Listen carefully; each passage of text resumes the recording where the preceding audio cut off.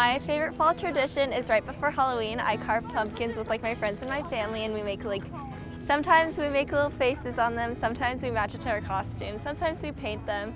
So it's just kind of a little fun Halloween activity. I don't really have any fall traditions, but now that we're back on campus, I really like it being in person. So academically, I'm really enjoying UCSB and just being here and doing classes in person. I really like how my sorority takes us all to the pumpkin patch. It's really fun, and we always pick out pumpkins and then we take them home and cut them all together, and it's really fun.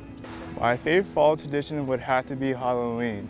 I just love going out, dressing up, and getting candy and meeting new people.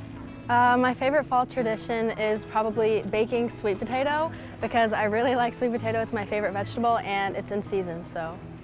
At the pumpkin patch, I like to usually go to the farm area and pet the cows and then look at the pigs, and then at the end of the day, I usually grab a few pumpkins, go home and carve them.